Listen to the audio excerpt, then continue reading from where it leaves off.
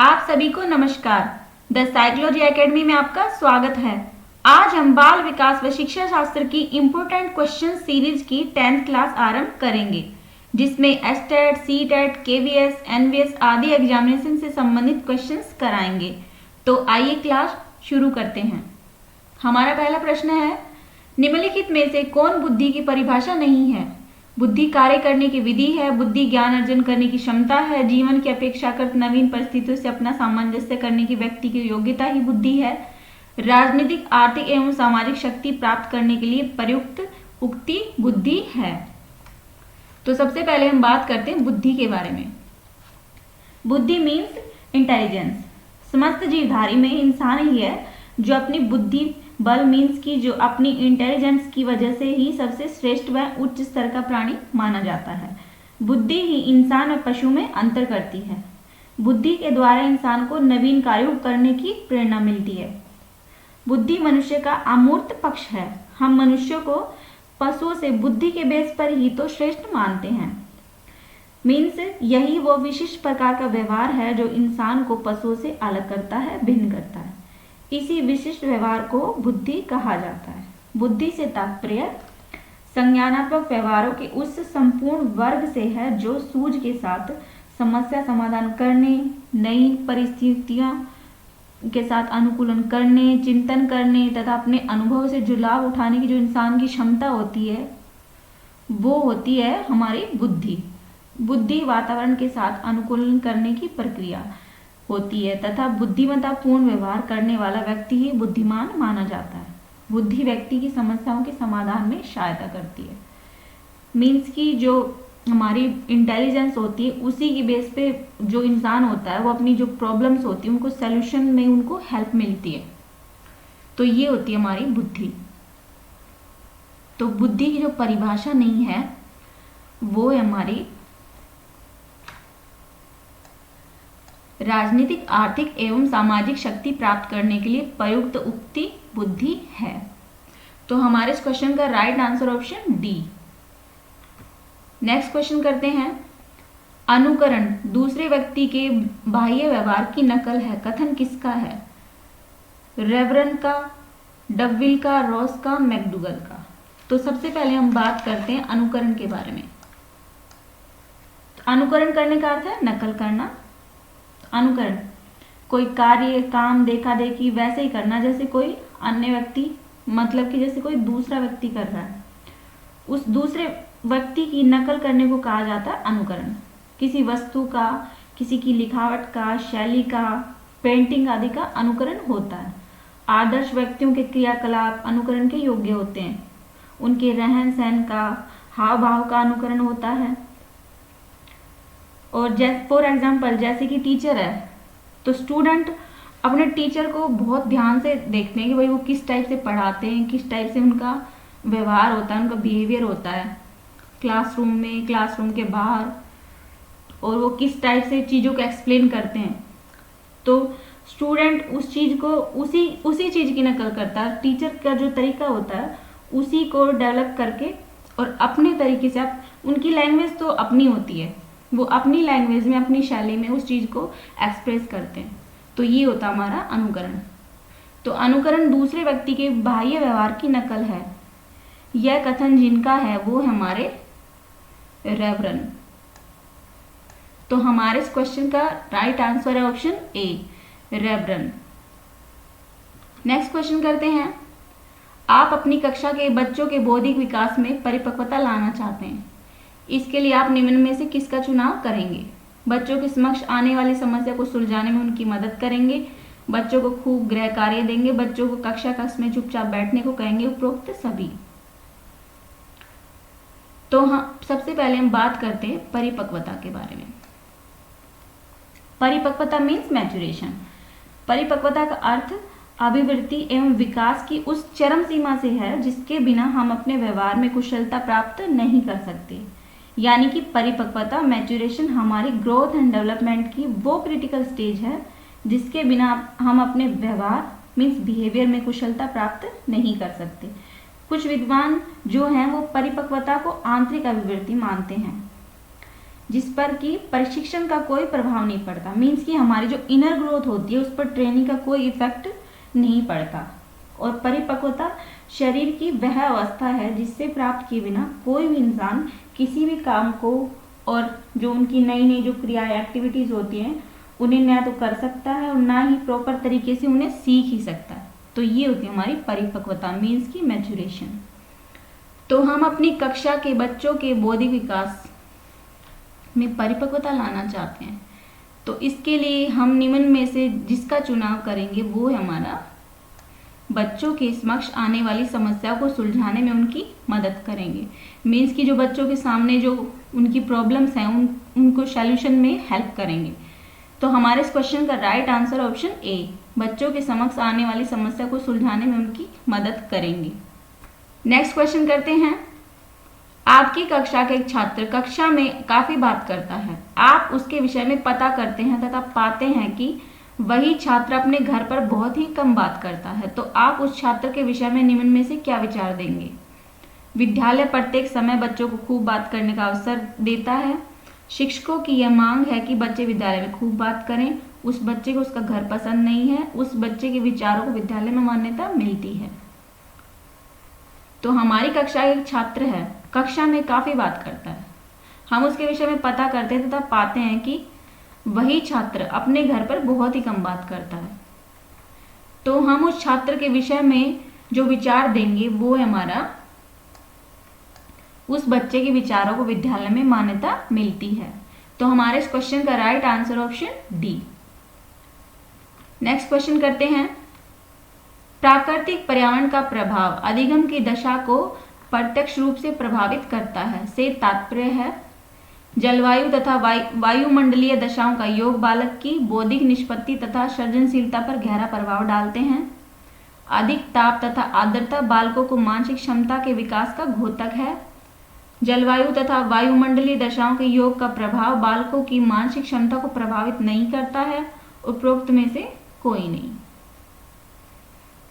तो सबसे पहले हम बात करते हैं अधिगम के बारे में। तो अधिगम के बारे में कि अधिगम होता क्या है? मीन्स की लर्निंग, इसे कहते हैं सीखना। How to learn children means की बच्चे सीखते कैसे हैं? तो अनुभव द्वारा, अनुभव जो होते हैं उनके एक्सपीरियंस, उनके द्वारा जो बिहेवियर में जो चेंजेस होते हैं उसे कहते हैं सीखना। या उनके अनुभव द्वारा कोई भी एक्टिविटी करते हैं जिनके द्वारा वो ज्ञान अर्जित करते हैं और अपनी आदतों में परिवर्तन लाते हैं। प्रैक्टिस के द्वारा, ट्रेनिंग के द्वारा किसी कार्य में निपुण हो जाते हैं, तो उसे कहते हैं सीखना। सभी को पता है अधिगम ना तो जन्मजात होता है और ना ही उनको विरासत में मिलता है, बल्कि एनवायरनमेंट में, जिस एनवायरनमेंट में वो रहते हैं, वातावरण में रहते हैं, उनका प्रभाव उन पर प्रत्यक्ष रूप से और अप्रत्यक्ष रूप से पड़ता है। तो उनके अनुभव के माध्यम से वो स्वयं ही मीन्स खुद ही उस ज्ञान को अर्जित करते हैं। और पर्यावरण के बारे में बच्चों की जो समझ होती है उनकी आयु बढ़ने के साथ साथ होती है। मीन्स की जब उनकी एज बढ़ती है उसके साथ साथ ही बच्चों की जो समझ होती है वो भी विकसित होती है, डेवलप होती है। जब बच्चा आसपास की वस्तु को देखता है, उनको पहचानता है, भेद करता है, मीन्स कि उसमें डिफरेंसेस क्या हैं ये उसको पता चलता है, तब उनमें जो ये डेवलपमेंट होता है उसको बोलते हैं अधिगम। तो प्राकृतिक पर्यावरण का प्रभाव अधिगम की दशा को प्रत्यक्ष रूप से प्रभावित करता है से तात्पर्य है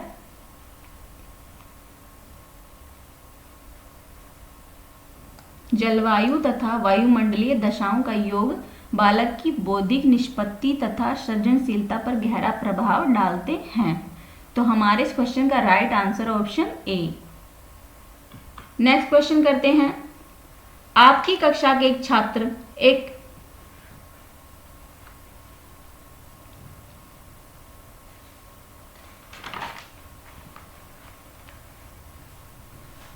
नेक्स्ट क्वेश्चन करते हैं।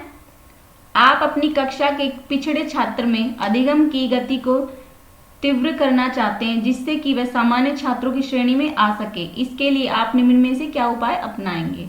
उत्तम शिक्षण विधियों का प्रयोग करते हुए उसे सही दिशा में प्रेरित करेंगे, उसके माता पिता से उसकी शिकायत करेंगे, उसको पूरी कक्षा के समक्ष दंडित करेंगे, उपरोक्त सभी। तो सबसे पहले हम बात करते हैं पिछड़े छात्र। पिछड़े छात्र मीन्स की जो बैकवर्ड चिल्ड्रंस होते हैं वो। शिक्षा मनोविज्ञान की दृष्टि से पिछड़े बालक वे बालक कहलाते हैं जो अपने ही समान आयु वर्ग के बालकों के समान शैक्षिक क्षेत्र में प्रगति नहीं कर पाते, बल्कि शैक्षिक उपलब्धि में भी पीछे रह जाते हैं। मीन्स कि हमारी जो एजुकेशनल साइकोलॉजी है उसके अकॉर्डिंग पिछड़े बालक जो बैकवर्ड चिल्ड्रन होते हैं वो बच्चे होते हैं जो उन्हीं की एज के जो बच्चे होते हैं ना उनके बराबर जो एजुकेशन की फील्ड में ना तो तरक्की कर पाते हैं और ना ही उनको कोई अचीवमेंट मीन्स की उपलब्धि होती है, ना ही उसे हासिल कर पाते हैं। फॉर एग्जाम्पल जैसे कोई बच्चा है, उसकी एज तो है 14 साल, लेकिन उसकी जो एजुकेशनल एबिलिटी होती है मीन्स की जो शैक्षिक योग्यता है वो किसी 12 साल की एज के बच्चे के बराबर है, मीन्स समान है। तो बच्चा क्या कहलाएगा? वो बच्चा कहलाएगा पिछड़ा बालक, मीन्स की बैकवर्ड चिल्ड्रन। तो ये हमारे पिछड़े छात्र। तो हम अपनी कक्षा के पिछड़े छात्र में अधिगम की गति को तीव्र करना चाहते हैं जिससे कि वह सामान्य छात्रों की श्रेणी में आ सके। इसके लिए हम निम्न में से जो उपाय अपनाएंगे वो हमारा उत्तम शिक्षण विधियों का प्रयोग करते हुए उसे सही दिशा में प्रेरित करेंगे। तो हमारे इस क्वेश्चन का राइट आंसर है ऑप्शन ए।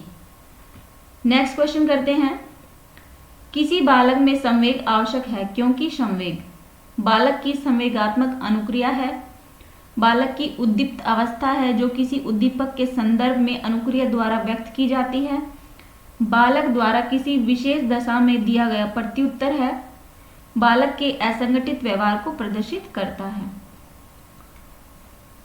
तो सबसे पहले हम बात करते हैं संवेग के बारे में। संवेग मीन्स इमोशंस एक ऐसा पद है जिसका अर्थ हम सभी समझते हैं। क्रोध, भय, डर, खुशी हमारे जीवन के प्रमुख संवेग में से एक है। इमोशन शब्द की उत्पत्ति लैटिन भाषा के जो इमूवर शब्द से हुई है जिसका मेन अर्थ है उत्तेजित करना। संवेग व्यक्ति की उत्तेजित दशा को प्रदर्शित करते हैं। संवेग जन्मजात होते हैं तथा सभी संवेगों का विकास एक समय पर न होकर धीरे धीरे होता है। वाटसन के अकॉर्डिंग जो नवजात शिशु में 3 टाइप के संवेग पाए जाते हैं, भय होता है, क्रोध होती है और स्नेह। ब्रिजिस जो कि साइंटिस्ट हैं उनके अकॉर्डिंग जन्म के समय शिशु में केवल एक संवेग होता है, वो है उत्तेजना का संवेग तथा 2 वर्ष की आयु तक सभी 32 संवेगों का विकास मीन्स जो डेवलपमेंट होता है वो हो जाता है। इमोशंस जो होते हैं हमारे संवेग जो होते हैं वो 2 टाइप्स के होते हैं, सुखद संवेग और दुखद संवेग। संवेगों का प्रभाव व्यक्ति की क्रियाशीलता पर पड़ता है। संवेग जागृत अचानक होते हैं लेकिन शाम तक बहुत धीरे धीरे होते हैं। जैसे कि आप हंसने लग गए तो हंसने एकदम से बंद थोड़ी ना करते हैं, और हमें जैसे कि गुस्सा आ गया, क्रोध आ गया तो एकदम से वो क्रोध शांत थोड़ी ना होता है, खत्म थोड़ी ना होता है, धीरे धीरे तो खत्म होता है। जैसे जैसे संवेग तीव्र होते हैं बुद्धि में भी कमी आने लगती है। मीन्स कि जैसे जैसे हमारी इमोशंस हम पे हावी हो जाते हैं हमारी बुद्धि इंटेलिजेंस काम करना बंद कर देती है और बुद्धि और इमोशंस का विपरीत संबंध होता है। मीन्स हमारा इमोशन जितना ज़्यादा होता है उतना हमारा दिमाग काम करना बंद कर देता है। संवेगों का दमन नहीं करना चाहिए बल्कि उनका शोधन करना चाहिए। मीन्स कि हमारे जो इमोशंस होते हैं हमें उन्हें कभी भी दबाना नहीं चाहिए, हाँ, लेकिन उनमें शोधन मीन्स की जो परिवर्तन चेंजेस जरूर करने चाहिए। संवेग बालक के क्रियाशील बच्चे को जो संवेग जो होते हैं बच्चों को एक्टिव बनाते हैं, क्रियाशील बनाते हैं। बालक संवेग द्वारा आत्म मूल्यांकन व सामाजिक मूल्यांकन करता है। तो ये होते हैं हमारे संवेग। तो किसी बालक में संवेग आवश्यक है क्योंकि संवेग बालक द्वारा किसी विशेष दशा में दिया गया प्रत्युत्तर है। तो हमारे इस क्वेश्चन का राइट आंसर है ऑप्शन सी, बालक द्वारा किसी विशेष दशा में दिया गया प्रत्युत्तर है। नेक्स्ट क्वेश्चन करते हैं, एक अध्यापक को अपनी शैक्षिक क्रियाओं के अभियोजन के समय जातीय भेदभाव के संदर्भ में अपनी शिक्षण प्रक्रिया में क्या अपनाना चाहिए? कठोरता, लचीलापन, न कठोरता न ही लचीलापन, कठोरता व लचीलापन दोनों। तो एक अध्यापक जो एक टीचर होता है उसको अपनी शैक्षिक क्रियाओं की जो कि उनकी जो एजुकेशनल एक्टिविटीज होती हैं उसके अभियोजन के जातीय भेदभाव के संदर्भ में अपनी शिक्षण प्रक्रिया में क्या अपनाना चाहिए? तो एक अध्यापक को अपनी शैक्षिक क्रियाओं के अभियोजन के समय जातीय भेदभाव के संदर्भ में अपनी जो उसकी एजुकेशनल प्रणाली, शिक्षण विधि जो होती है एक टीचर की, उसमें अपनाना चाहिए लचीलापन। तो हमारे इस क्वेश्चन का राइट आंसर ऑप्शन बी, लचीलापन। नेक्स्ट क्वेश्चन करते हैं। आपकी कक्षा में कुछ बच्चे शारीरिक रूप से निशक्त, कुछ बच्चे मानसिक रूप से निशक्त तथा बाकी बच्चे सामान्य हैं। आपके अनुसार उन्हें कक्षा कक्ष में बैठाने की निम्न सी अव्यवस्था सर्वाधिक उपयुक्त होगी में से कौन? बच्चों को कक्षा में कहीं भी बैठने की सुविधा प्रदान की जाए, शारीरिक रूप से निशक्त बच्चों को सबसे आगे बैठाया जाए, मानसिक रूप से निशक्त बच्चों को सबसे आगे बैठाया जाए, सामान्य बच्चों को सबसे आगे बैठाया जाए। तो हमारी कक्षा में कुछ बच्चे शारीरिक रूप से निशक्त मीन्स की जो शारीरिक रूप से लाचार, विकलांग टाइप के जो बच्चे होते हैं वो, और कुछ बच्चे मानसिक रूप से मीन्स की जो उनकी मेंटल एबिलिटी होती है वो कम होती है, और बाकी बच्चे सामान्य मीन्स की जो नॉर्मल हैं। तो हमारे अकॉर्डिंग उन्हें जो कक्षा कक्ष में बैठाने की निम्न में से कौन सी व्यवस्था सर्वाधिक उपयुक्त होगी? वो होगी हमारी बच्चों को कक्षा में कहीं भी बैठने की सुविधा प्रदान की जाए। तो हमारे इस क्वेश्चन का राइट आंसर ऑप्शन ए, बच्चों को कक्षा में कहीं भी बैठने की सुविधा प्रदान की जाए। नेक्स्ट क्वेश्चन करते हैं। बुद्धि के प्रतिदर्श सिद्धांत का प्रतिपादन निम्न में से किसने किया था? थॉमसन, स्पीयरमैन, थॉर्नडाइक, बिने। तो सबसे पहले हम बात करते हैं बुद्धि के प्रतिदर्श सिद्धांत के बारे में। बुद्धि का प्रतिदर्श सिद्धांत मीन्स की सैम्पलिंग थ्योरी ऑफ इंटेलिजेंस, इसे प्रतिचयन का सिद्धांत भी कहते हैं। इस सिद्धांत के अकॉर्डिंग बुद्धि कई स्वतंत्र तत्वों से बनी होती है। व्यक्ति का प्रत्येक कार्य निश्चित योग्यताओं का प्रतिदर्श होता है। प्रतिदर्श का अर्थ होता है नमूना, सैंपल। मतलब कि किसी प्रकार का जब एक नमूना सैंपल आपके सामने आता है तो आप उसको एक मार्गदर्शक बना लेते हैं, मतलब कि उसी के आधार पर बाकी चीजें भी होंगी। और किसी भी विशेष कार्य को करने में व्यक्ति अपनी समस्त मानसिक योग्यताओं में से कुछ का प्रतिदर्श के रूप में चुनाव कर लेता है, मतलब कि नमूने के रूप में चुन लेता है वो उस चीज को। तो जब व्यक्ति कोई कार्य करता है तो उसके लिए वह अपनी योग्यताओं का प्रयोग करता है, लेकिन वह अपनी संपूर्ण योग्यताओं का प्रयोग न करके केवल उसके एक प्रतिदर्श मीन्स नमूने का ही प्रयोग करता है और उस कार्य को पूरा करने का प्रयास करता है। और थॉमसन के अकॉर्डिंग व्यक्ति का बौद्धिक व्यवहार अनेक स्वतंत्र योग्यताओं पर निर्भर करता है, परंतु परीक्षा के समय उनका प्रतिदर्श ही सामने आता है ना। जैसे कि परीक्षा के टाइम क्या सामने आता है कि प्रतिदर्श की जो एक्टिविटी उसने क्या पढ़ाया, उसने जो मतलब कि जो स्टूडेंट होता है उसने वो परीक्षा में जब एग्जाम के टाइम पे वही तो लिखता है जो उसने पढ़ा है, और उसके आधार पे जो उसको उसकी जो छवि होती है, उसका जो नमूना होता है उसके दिमाग के अंदर, उसी की बेस पे वो अपना पेपर पूरा करता है। तो ये होता है उसका जो उसकी एक्टिविटी जो होती है उस टाइम पेपर के टाइम, तो वो होती है प्रतिदर्श कि उसने क्या पढ़ा क्या देखा। तो ये होता है हमारा बुद्धि का प्रतिदर्श सिद्धांत। तो बुद्धि के प्रतिदर्श सिद्धांत का प्रतिपादन निम्न में से जिसने किया था वो है हमारे थॉमसन। तो हमारे इस क्वेश्चन का राइट आंसर है option A, Thomson. Next question करते हैं। वर्तमान समय में सतत एवं व्यापक मूल्यांकन के अंतर्गत ग्रेडों में अंकों का वितरण किया जाता है।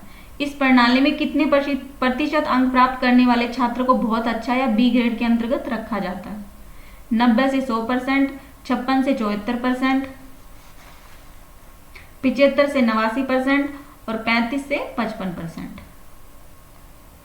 तो सबसे पहले हम बात करते हैं सतत एवं व्यापक मूल्यांकन के बारे में। सतत एवं व्यापक मूल्यांकन। सतत एवं व्यापक मूल्यांकन से तात्पर्य मूल्यांकन की एक ऐसी प्रक्रिया से है जो विद्यालय आधारित है तथा विद्यार्थी के सर्वांगीण विकास को लक्षित करती है।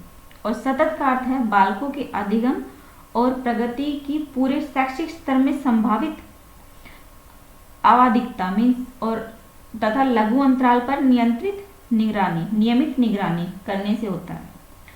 शैक्षिक सत्र मीन्स की जो कोई एक शैक्षिक सत्र ले लेते हैं, जैसे कि 2018 से 19, और राम नाम का एक विद्यार्थी है, तो 2018 से 19 का पूरा साल का जो उसका सत्र है जो रिकॉर्ड कर लेते हैं टीचर, और उसकी पूरे साल की जो एजुकेशनल एक्टिविटीज़ होती हैं और उसने पूरे साल जिस तरह का मतलब वो प्रदर्शन किया है कि किस टाइप की उसने वो ग्रेड लिए हैं अपनी क्लास में, कितने नंबर आए उसके किस सब्जेक्ट में, तो उसके अकॉर्डिंग उसके पूरे साल का रिकॉर्ड रख के उस बच्चे की निगरानी करते हैं।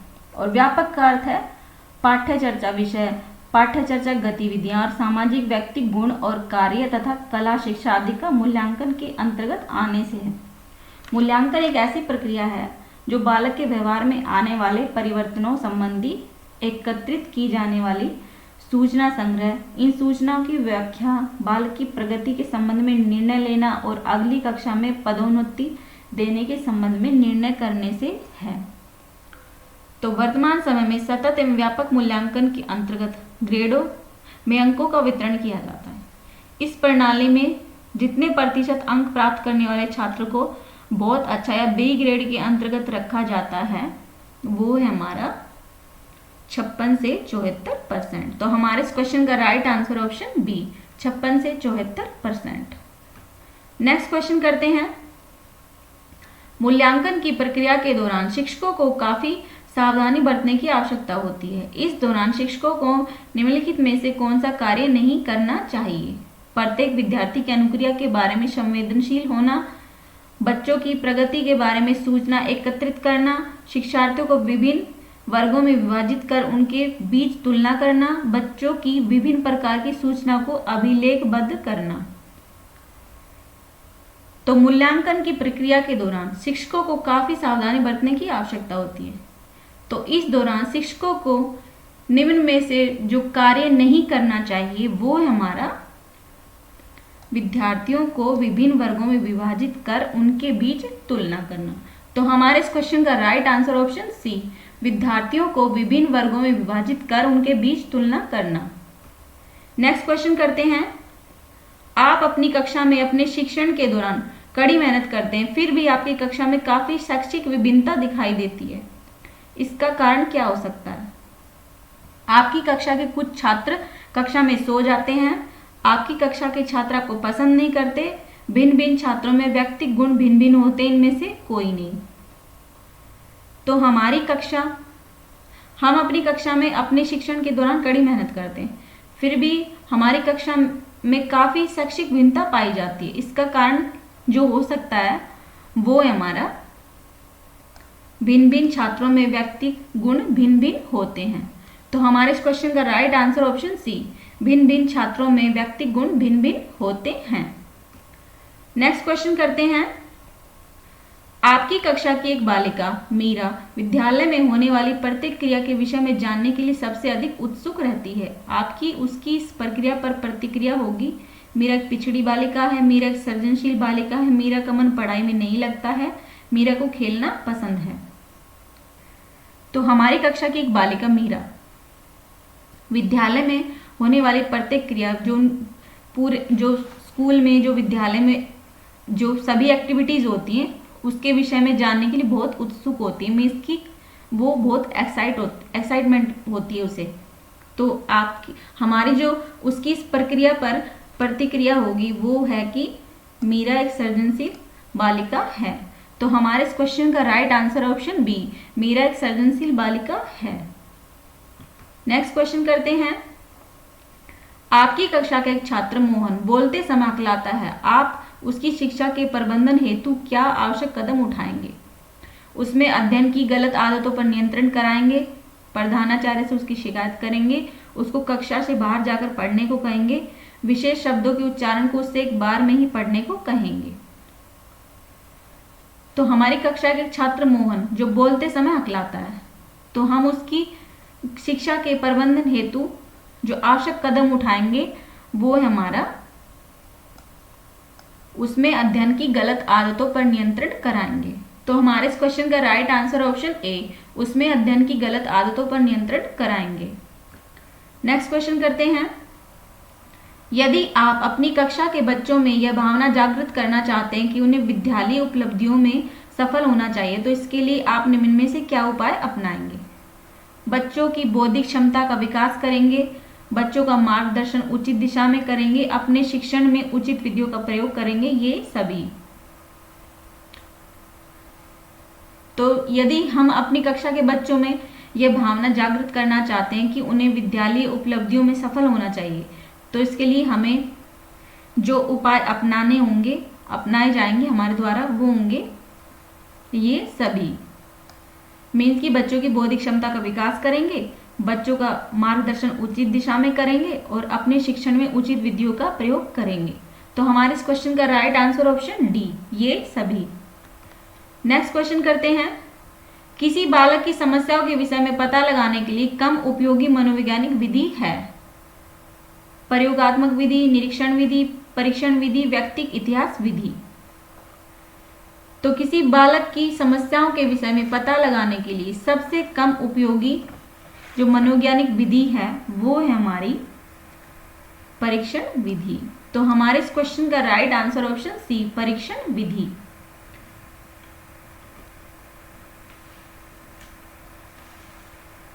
नेक्स्ट क्वेश्चन करते हैं।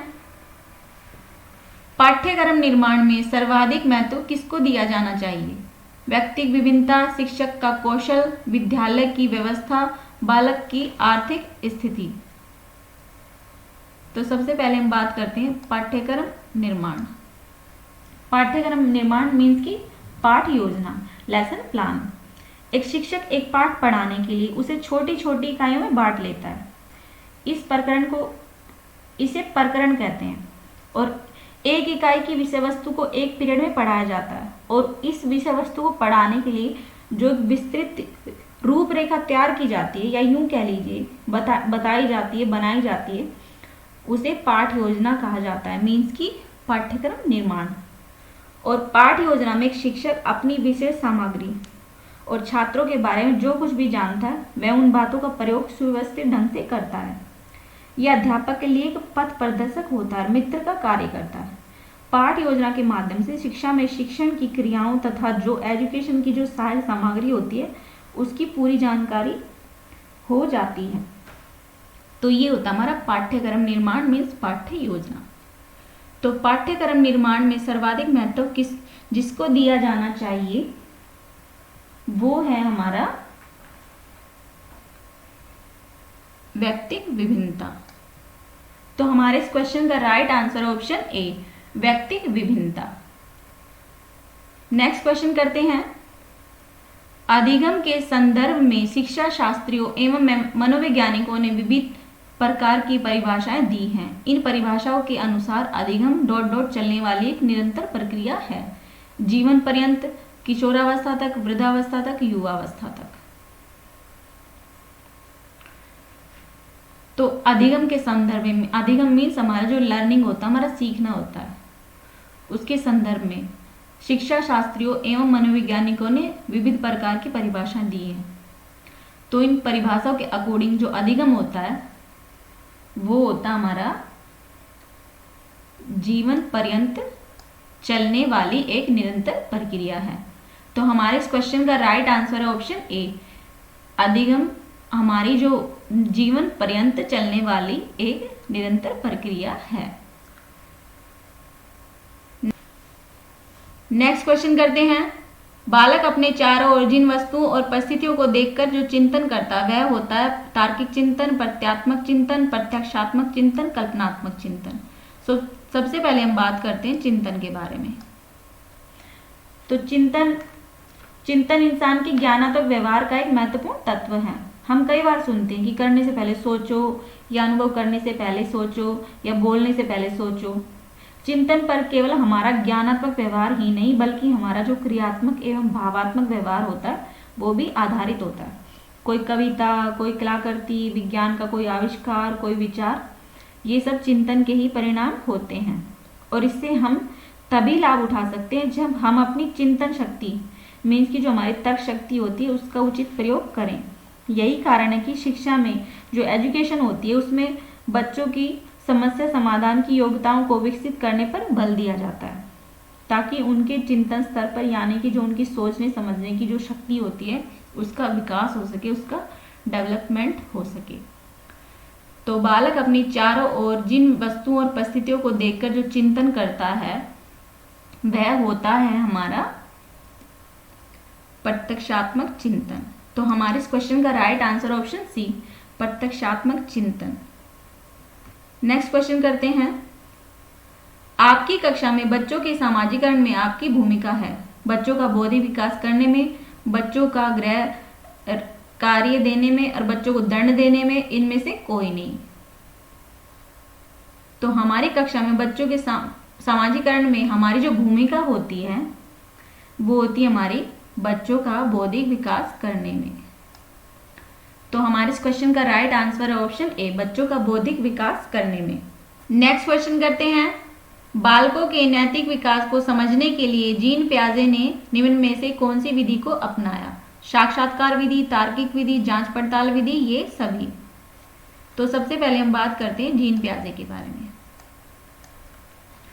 जीन पियाजे जो थे, इन्होंने संज्ञानात्मक विकास का जो सिद्धांत था वो दिया था। मीन्स कि बच्चों में जो कॉग्निटिव डेवलपमेंट का जो सिद्धांत की जो थ्योरी थी वो इन्होंने दी थी, और इन्होंने अपने खुद के बच्चों पर प्रयोग करके ये सिद्धांत दिया था। पियाजे ने अपने बच्चों पर प्रयोग किया और उनकी अवस्थाओं में जो परिवर्तन हुए, जो उनकी अवस्थाओं में जो चेंजेस हुए उनको खोजा था। और पियाजे ने मनुष्य में संज्ञानात्मक विकास की जो अवस्थाएं बताई थी वो 4 टाइप की बताई थी। पहली थी संवेदी गत्यात्मक अवस्था, दूसरी थी पूर्व संक्रियात्मक अवस्था, तीसरी थी मूर्त संक्रियात्मक अवस्था, चौथी थी औपचारिक संक्रियात्मक अवस्था। तो ये हमारे जीन पियाजे। तो बालकों के नैतिक विकास को समझने के लिए जीन पियाजे ने जो विधि अपनाई थी वो थी साक्षात्कार विधि।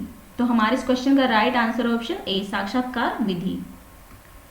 नेक्स्ट क्वेश्चन करते हैं, मैं कौन हूँ, क्या हूँ, मैं कुछ भी हूँ आदि ऐसी प्रबल भावनाएं विकास की किस अवस्था की ओर इंगित होती हैं? किशोरावस्था, प्रौढ़ावस्था, पूर्व बालावस्था और बाल्यावस्था।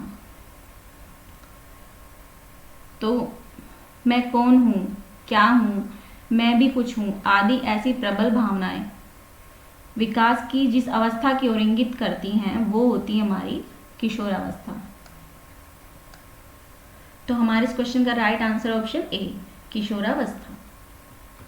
नेक्स्ट क्वेश्चन करते हैं, बच्चे की आरंभिक शिक्षा के अंतर्गत उसे सर्वप्रथम किस विषय की शिक्षा प्रदान की जानी चाहिए? भाषा, विज्ञान, गणित, धर्म। तो बच्चे की जो आरंभिक शिक्षा होती है, जो उसकी शुरुआती शिक्षा होती है, उसके मध्य अंतर्गत उसे सर्वप्रथम सबसे पहले जिस विषय की शिक्षा प्रदान की जानी चाहिए वो होती है हमारी भाषा, मीन्स की लैंग्वेज। तो हमारे इस क्वेश्चन का राइट आंसर ऑप्शन ए, भाषा। नेक्स्ट क्वेश्चन करते हैं, अच्छे शिक्षक का उद्देश्य निम्नलिखित में से क्या होना चाहिए? सृजनात्मकता, सक्रियता में विश्वास करना, अपने जीवन को अधिक सुंदर तथा सुव्यवस्थित बनाना, जीवन के नए मूल्यों, नए विचारों तथा परिवर्तनों का स्वागत करना, सभी धर्म व जाति वालों से समानता का व्यवहार करना। तो एक अच्छे शिक्षक का जो उद्देश्य होना चाहिए वो है हमारा जीवन के नए मूल्यों, नए विचारों व परिवर्तनों का स्वागत करना। तो हमारे इस क्वेश्चन का राइट आंसर ऑप्शन सी, जीवन के नए मूल्यों, नए विचारों व परिवर्तनों का स्वागत करना। ये होता है अच्छे शिक्षक, अच्छे टीचर का उद्देश्य होना चाहिए अपने स्टूडेंट्स के प्रति। तो ये थे आज के हमारे कुछ इंपॉर्टेंट क्वेश्चंस। आई होप आपको ये वीडियो पसंद आई। अगर आपको हमारी वीडियो पसंद आई तो प्लीज़ लाइक करें, शेयर करें, सब्सक्राइब करें। Thanks for watching.